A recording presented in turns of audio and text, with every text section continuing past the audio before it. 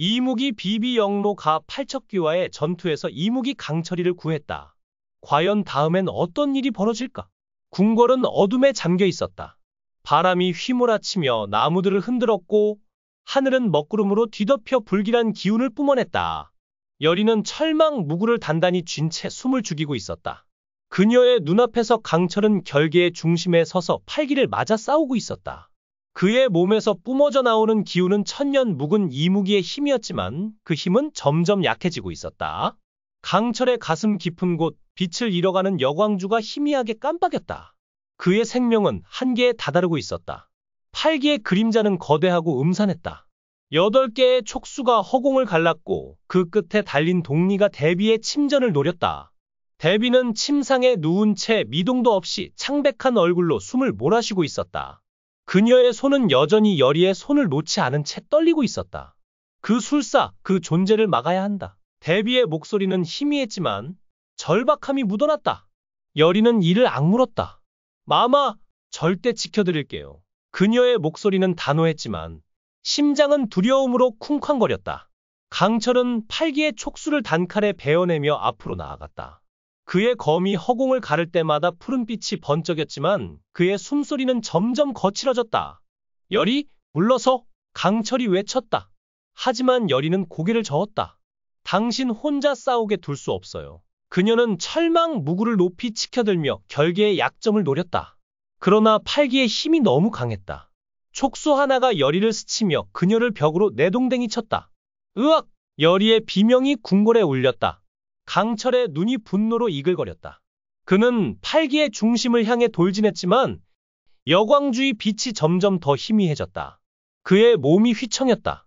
강철님, 여리가 비명을 지르며 달려가려 했지만 팔기의 촉수가 그녀를 다시 밀어냈다. 강철은 무릎을 꿇으며 숨을 헐떡였다. 이대로 끝날 순 없다. 그의 목소리는 갈라졌고 그의 손에서 검이 떨어졌다. 여광주는 이제 거의 꺼져가는 촛불처럼 깜빡였다. 그의 생명이, 그의 천년의 시간이 끝을 향해 달리고 있었다. 그 순간 궁궐의 어둠을 뚫고 붉은 기운이 폭풍처럼 몰아쳤다. 형님, 아직도 인간 따위를 지키나? 날카롭고 차가운 목소리가 허공을 갈랐다. 비비였다. 아니, 영로라 불리는 또 다른 이무기였다. 그의 은빛 눈동자는 달빛 아래에서 섬뜩하게 빛났고 피처럼 붉은 옷자락이 바람에 나부꼈다. 여리는 숨을 멈췄다. 비비, 당신이 여길 왜? 그녀의 목소리는 떨렸다.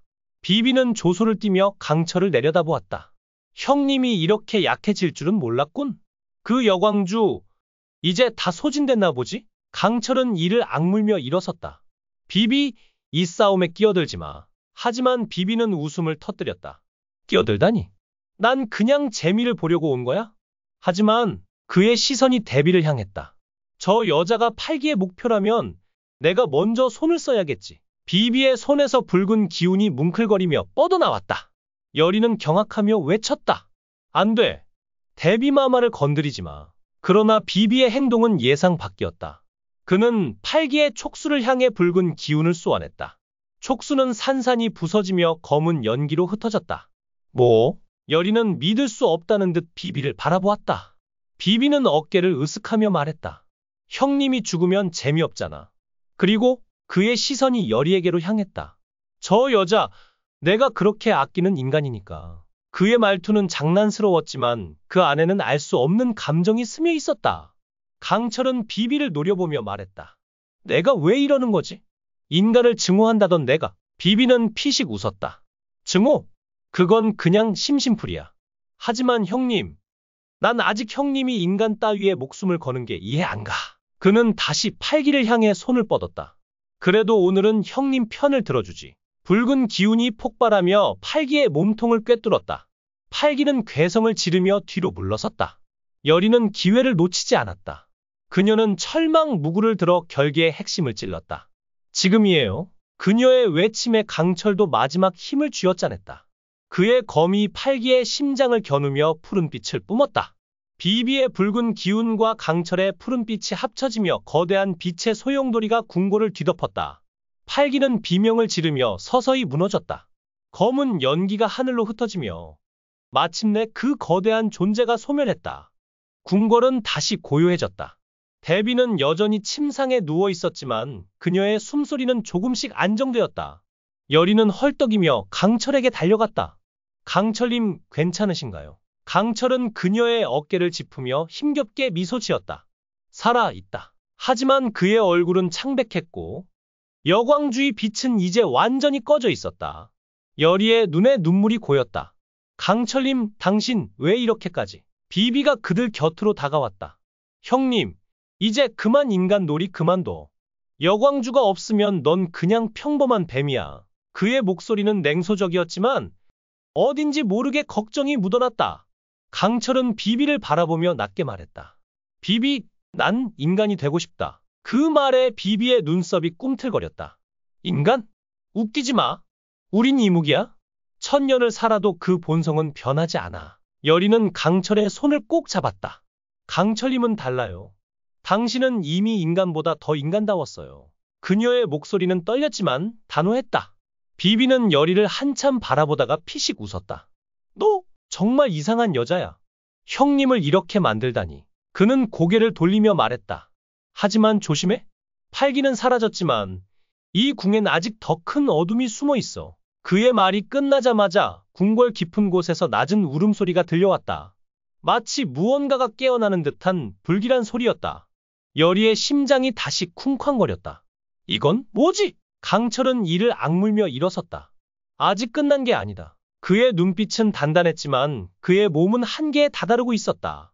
비비는 어깨를 으쓱하며 말했다. 형님, 이번엔 나 없이 어쩌려고? 내가 없었으면 너도 저 여자도 이미 끝장이었어. 여리는 비비를 노려보며 말했다. 당신, 정말로 우리를 도운 거예요?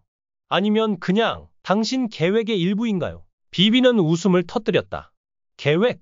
난 그냥 즉흥적으로 움직이는 거야. 하지만 그의 은빛 눈동자가 여리를 꿰뚫었다. 너 꽤 재미있네?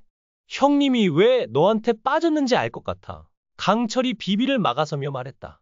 그만! 여리를 건드리지 마. 비비는 손을 들어 항복하듯 웃었다. 알았어, 알았어. 형님, 너무 예민하다니까. 하지만 그의 눈빛은 여전히 날카로웠다. 그는 궁궐의 어둠 속으로 시선을 던지며 중얼거렸다. 이제 진짜 재미있는 놈이 올 거야. 준비해라, 형님. 궁궐의 어둠 속에서 새로운 기척이 감지되었다. 그것은 팔기보다 더 깊고 더 오래된 존재였다. 여리는 강철의 손을 놓지 않은 채 다짐했다.